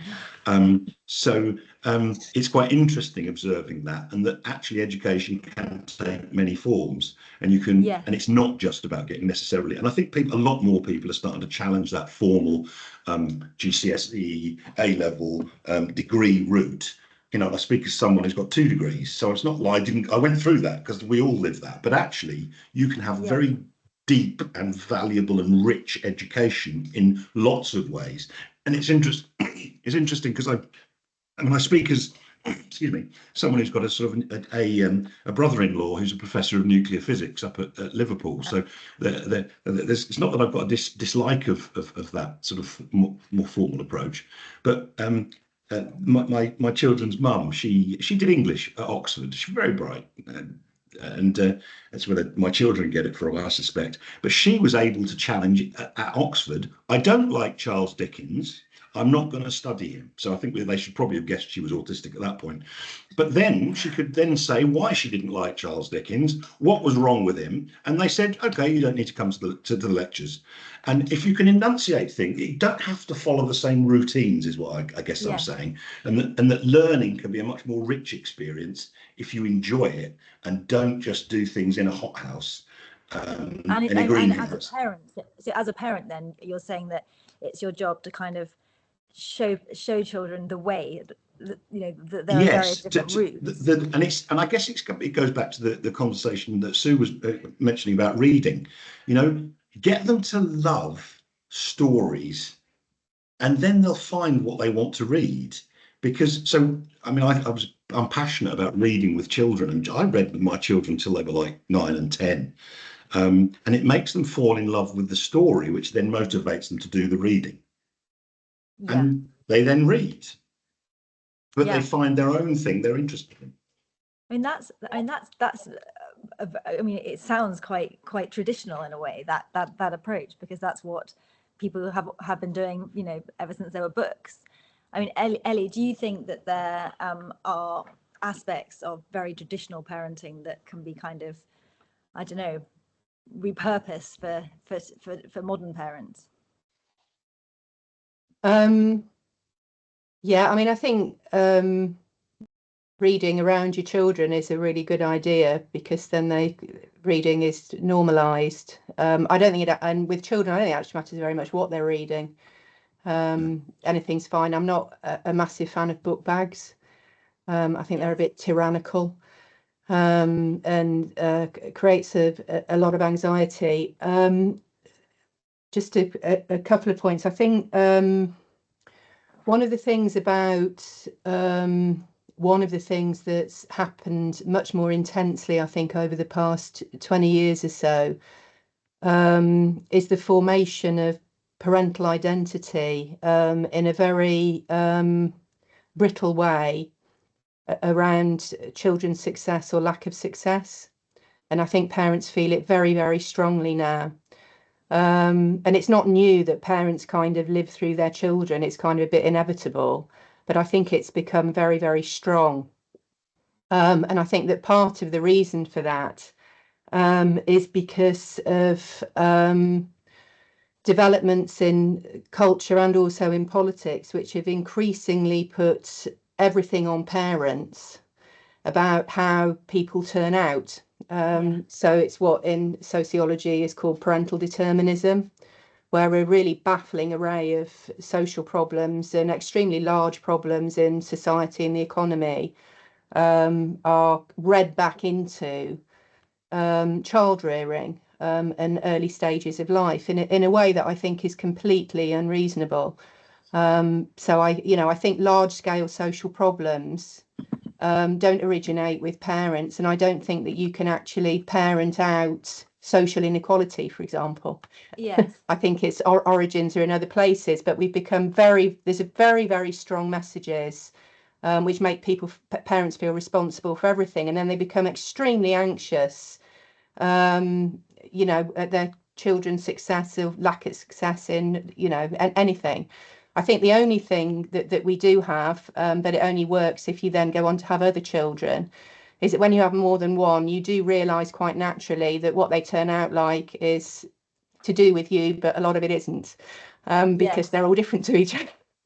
Yeah. So that kind of dampens down the sense in which you feel how they turn out is really in your control, because you come to understand that it's not. But I think addressing parental determinism is a very important thing that we need to do. On exams, I'm actually favourable towards them. I mean, so educators have to have a way of assessing children's progress, and we have to do this at university as well. We've got to find ways of knowing how they're getting on. You can do it in different ways, but it does need to be generalised. You can't do it just on the individual child. I also think it's important for children themselves to think of themselves as part of a cohort. It's one of the things I think became most apparent in the pandemic, when kids didn't sit GCSE exams and A-level exams. It's an important rite de passage for them, and at university it was terrible when they didn't graduate. They graduated in their bedrooms. It was awful, absolutely awful. And there are certain things, and we've just got to work out the best way of doing it.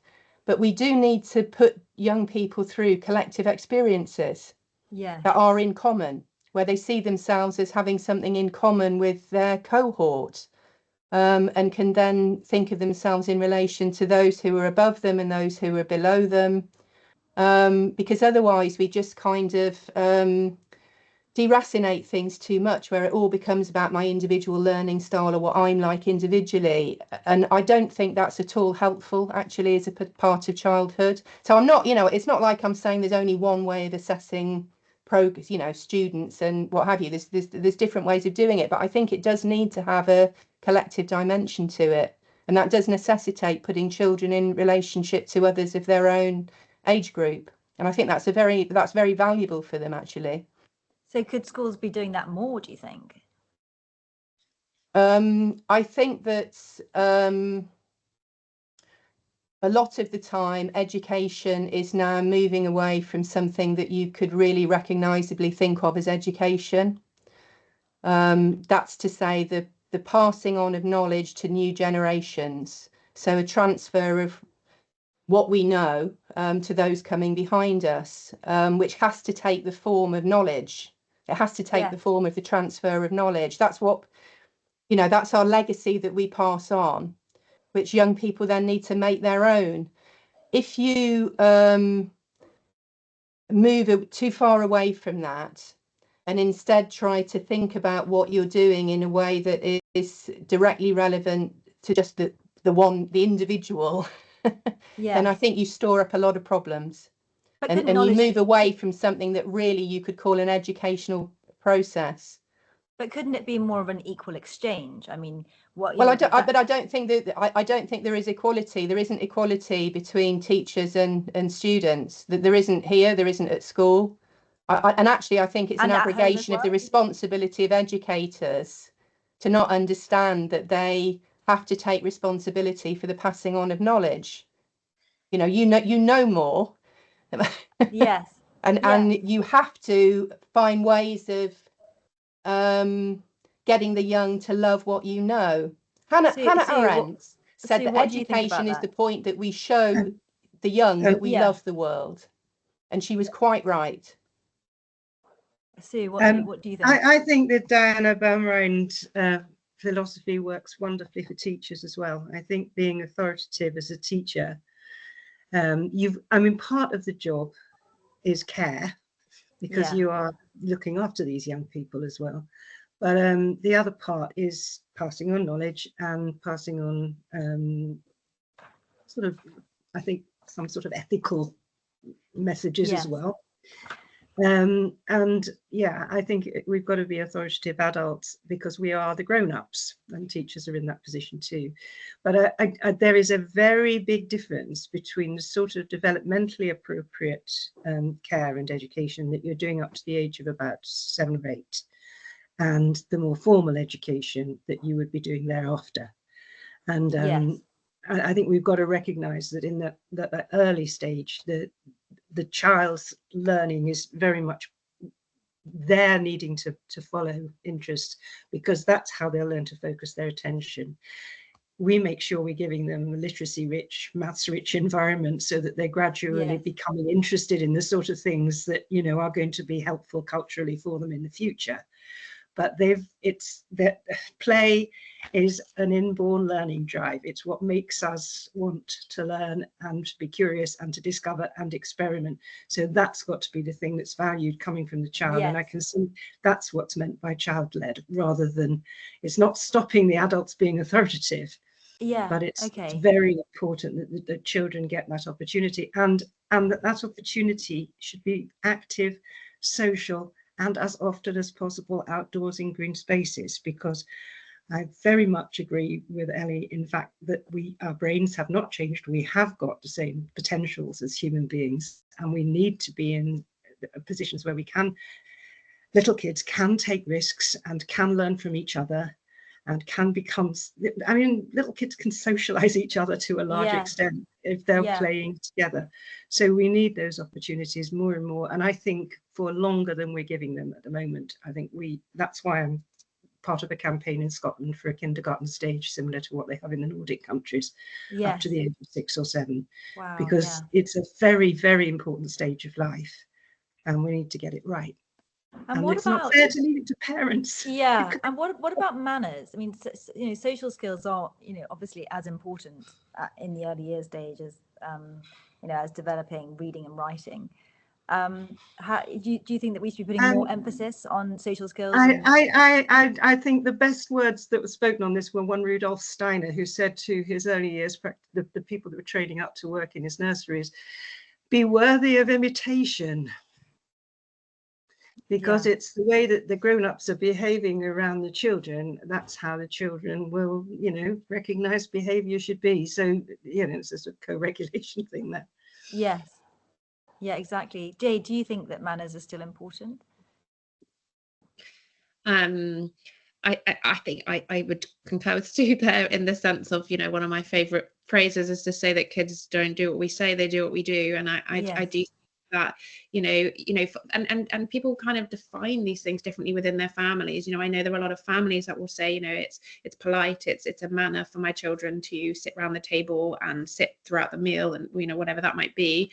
And for me, I try to support that as much as possible if that's what's important to a family, but also what's developmentally appropriate, because most 3-year-olds actually struggle and are not supposed to sit through. So they're not being rude, they're being a 3-year-old. So I think it depends how we define manners. But yeah, I truly believe that, you know, our kids learn so much from watching us. And I think, you know, as well around play, just how I think sometimes even as adults, like, yes, it's the language of children, playfulness, silliness, you know, parents often ask me, like, how do I get my kids to do these things? And I'm like, you got to connect with them, because if you just go down the road of telling them what to do, they're going to push back. But actually, how can you make it playful? How can you make it silly? How can you find their interest? And I think as adults we lose that sense of playfulness as well, because it all serious and work, and actually we get the best kind of creativity from going and taking a walk. You get stuck on a work project, like having that skill to go, okay, I need to go regulate myself. You know, this idea that we become these human beings that just self-regulate, actually we all co-regulate still into adulthood. We co-regulate by finding a friend, we co-regulate by, you know, using, you know, stroking a pet. Like, this is how we kind of find ways that soothe ourselves.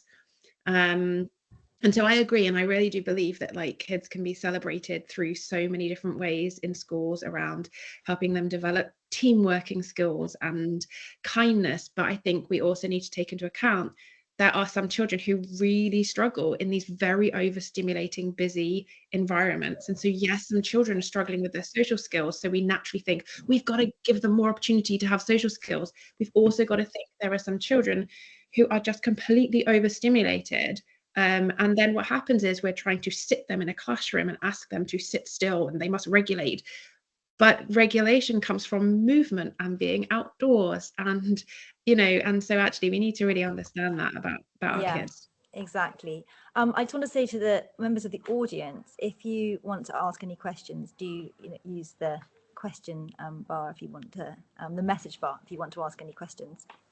I just wondered, Mike and Fumni, if there's any ways you think that we can help our children to develop empathy, because it's all very well to be a confident and independent person, but I don't know, I just feel that you get on a lot better in life if you can also have empathy and compassion towards other people. It's interesting. There's big discussions that I've had over the years over the differences between the word empathy and the word sympathy. And they're very different things. So I don't think you can actually develop empathy without experiencing things reasonably directly. So I think you can certainly develop sympathy and understanding and nurturing and concern.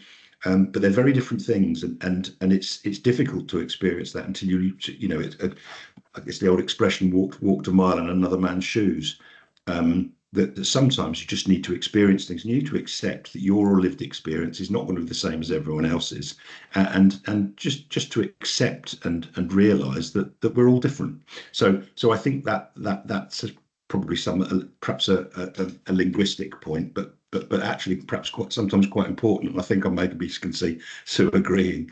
But yes, understanding that oneness and it's interesting, Jade's point about the fact that certain environments and overstimulation and sitting down, and there's lots of research on particularly young boys and so on. We can talk about vestibular systems and goodness knows what things I've had to learn about, and bouncing on trampolines might be actually a very useful thing when you're not being able to concentrate.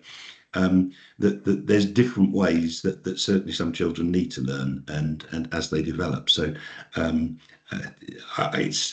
there's lots to stimulate thought. And I guess none of us know that there's many ways that are wrong, and there's not necessarily any way that's right for individuals. But I'm certainly reflecting even now on some of the comments, particularly that have been made around cohort learning and so on, because I agree. I think it's important to learn as a group as well as an individual, but some of that individual learning could be very valuable too. Ellie, do you think that your peer group has as much influence as your parents do on you? I think when kids are a bit older, not when they're young. I mean, I think it's one of the things, going back to Baumarin, that was so important about her focus on moral development, which was really what she was interested in. And she was very attuned to age-appropriate mechanisms for fostering moral development. And she certainly thought that in order to have conversations with children about empathy and other directedness, before all of that, they need to have attained a certain position. And her view was that the way you do that with little children is basically practical rather than through discussion. So she said children's character is formed by increasingly complex interactions with socializing adults, who during the early years have the power to control these interactions, as well as the way their children are likely to interpret their experiences. Training processes used by parents that result in moral development include hands-on helping by parents in the presence of the child, family solidarity, in which habits of hospitality, compassion, and generosity are extended to the larger community, direct training in role taking, guided participation in community projects, use of induction and reasoning, and observation of loved adults who manifest consistency between their beliefs, their self-perceptions, and their actions. So she's basically saying that the most important thing to do with little children is get them to help as much as possible and see you helping, rather than have greatly long discussions with them about what empathy means. And that's how they learn the habits of other directedness and create a basis within them of a capacity for moral action. And as children's minds develop, it becomes possible to start to have more complicated discussions about that in a more abstract way, about, you know, what is right and wrong. But when they're little, you just have to get them to do it. And I think it does mean that you need to pull them into our world rather than focus on them too much, if you see what I mean. Exactly. And you have to activate them in that way. I think that the meals thing is interesting, because I think one of the things that really we're trying to generate in young children is an aspiration to adulthood. That they want to be able to join in with the adults. But to start off with, you have to give them things that aren't the adult things to do and get them to see what the adult things are. So, I mean, one thing that happens in lots of societies is that they differentiate between children's meal times and adult meal times, but children know that, and that they have to go up to bed when the adults are, and it makes them want to be part of it. It creates a, whereas I think too much you can do it the other way around. Everything becomes focused around little children. Yes. So you want which to make actually is a mistake. Adulthood should be an aspirational thing. Yes. Exactly. Okay. They've got to want to grow up, and we've got to make being adult something that they want. And at the moment, our society is actually going in the other direction. It's disparaging adulthood, disparaging the elderly in lots of ways. Yeah, exactly. So we've got 15 minutes left. Well, actually nearly 10 now. So I was going to ask each of you the debate question, and I wondered if you could just, you know, in a couple or a few sentences, say what you think, bearing in mind the discussion that we've had and where we've got to. So is modern, maybe Ellie, you start, is modern parenting fit for the future? But not at the moment. I mean, I think it can be, and I think that given the lots of the miscommunication and overcomplication of parenting, I suppose you could say parents are doing pretty well. But I think that we do need to, I suppose my bottom line view is that we need to re-establish much more clearly what it means to be an adult. And if we do that, then we can create the possibility of having a way of raising children, which is what we're trying to do. We're trying to raise them up. So we have to know what it is we're trying to raise them up to be. Exactly. No. And Jade, what do you think? Is modern parenting fit for the future? So I always like to have a kind of like positive view on it. And I imagine, you know, parents watching this, I would say, are probably incredible parents, because they're the very nature that they are interested in such a debate. And I think really seeing ourselves as very capable, and also seeing our children as very capable.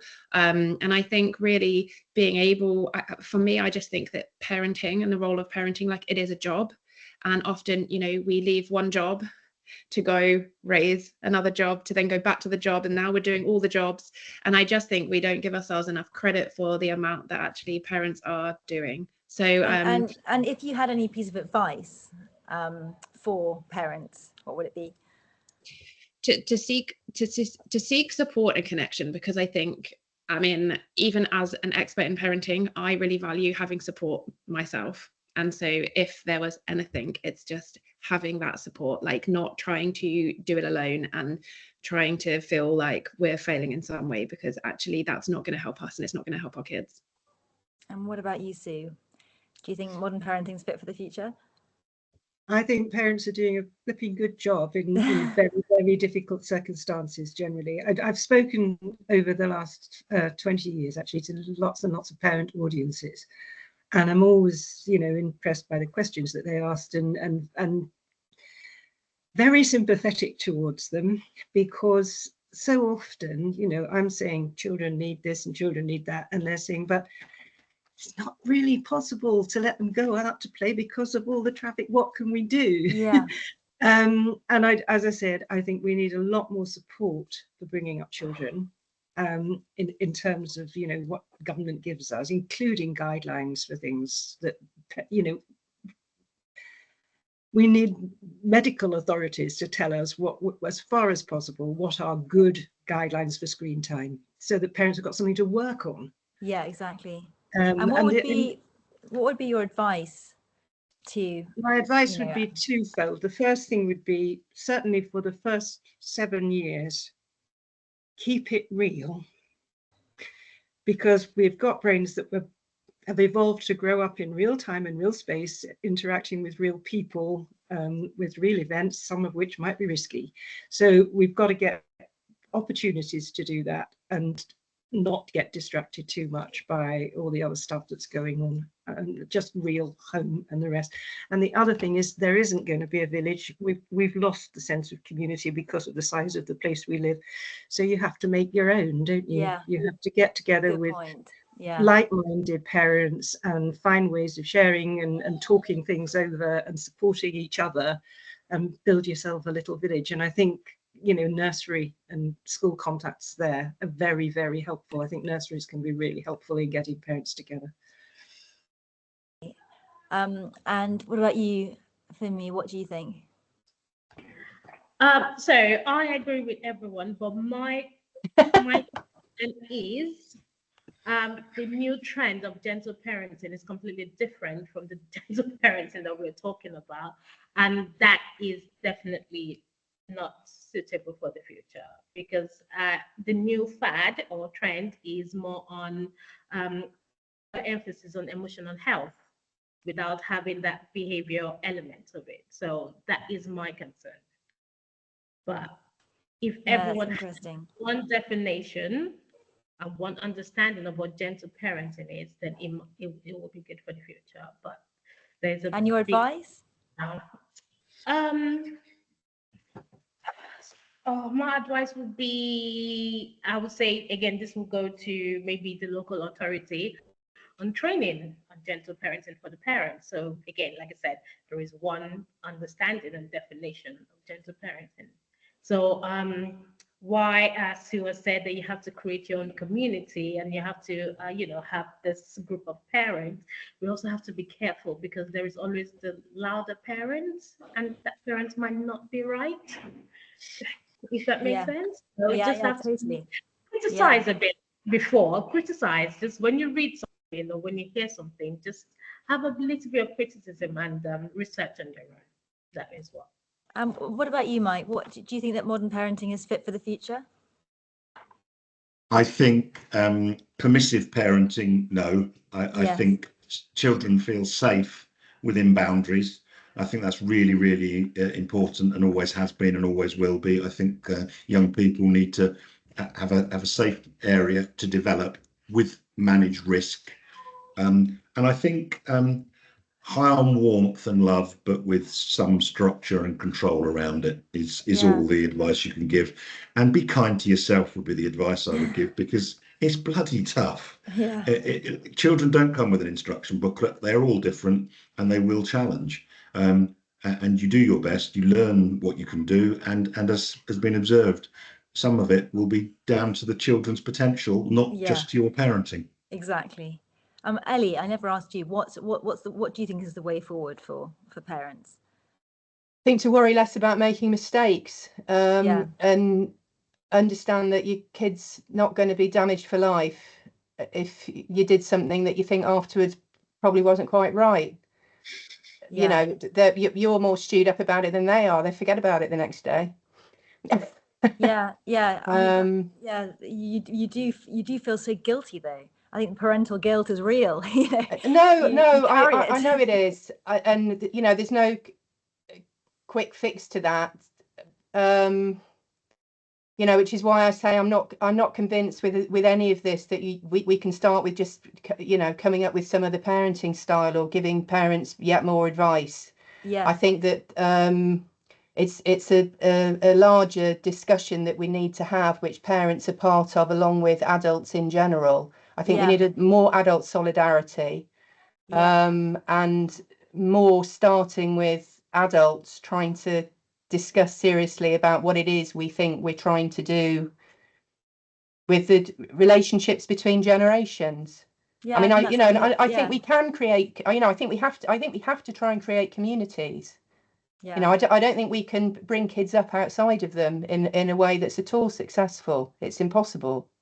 So we've got to try and deepen communities somehow. I think that I like the thought of us all thinking more about being good adults. It sort of takes the emphasis slightly off being good parents, and I think that's sort of, you know, a good way to move forward potentially. But thank you. And all. read more Baumrind. Yes. But thank you all very much. That was absolutely brilliant, enlightening for me. I really loved hearing all your views. And yeah, thank you. Thank you, Anna. This has been the most fascinating conversation, and just as well I had my mute button on because I just want to sit on my hands every now and then and think about some of the things that you're saying. So I was writing as many notes as I possibly could, but then I loved your conclusion, Anna, where you actually pulled it together. And how do you spell her name, Ellie? Baumrind. Well, so the first name's Diana. Her second name is Baumrind. Baumrind. All right. Okay. I was trying to write that down. The article of hers that I quoted from, it's called The Discipline Encounter, Contemporary Issues. I'll find it. Don't worry. She makes it's where she explains why discipline's a good thing. Yeah, I'm glad nowadays. I mean, when I was growing up, we got a clout. So I'm glad that bit of parenting has changed, to be honest.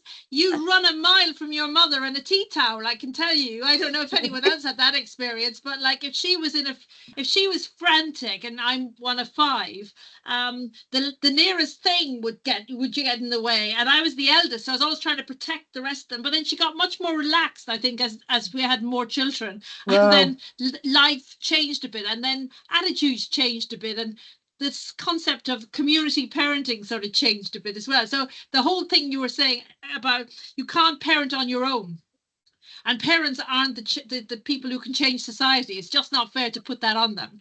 It's a really powerful message, I think, in terms of how nowadays it's like schools are told they must do everything. Nurseries are told we must do everything. Parents are told they must do everything. And when they do everything they do it the way they think is right, then it's not the way other people want it. Then they're told they're all wrong. So you can't win, really, can you? No. So I think the big message for me was community. And I'm glad to get your endorsement on multi-generational, which is a 7th element of the LEYF pedagogy, and relationships with older people is really critical. And the children all engage in that. So hundreds of different things. So we need 40 more conversations. So Sue, it's 25 years. It doesn't feel like 25 years that you've been in this game. It feels like only like everything you say feels modern and ready and lively and interesting every time you say it. So so just the most interesting days, and particularly thank you to Mike and Fumi. I know both quite anxious about doing this, both personally and professionally. I think you carried yourselves really well, so pat on the back to you both. So again, thank you everybody, and I hope the people who are listening, and I think this was recorded, so Jade, with your huge following, I hope you share this widely and get people to think, because fundamentally this is a question that people need to be grown up, to put on their big girl pants and actually to take some of this in the chin and stop hiding behind some of the sort of trendy social media terminology and the modern sort of some Americanisms and various other things that have come in various places to us all, and actually own ourselves, own our own roles here, and let's just be confident that actually the point, I don't know who made it, but we get things wrong and the children don't collapse. So thank you very much.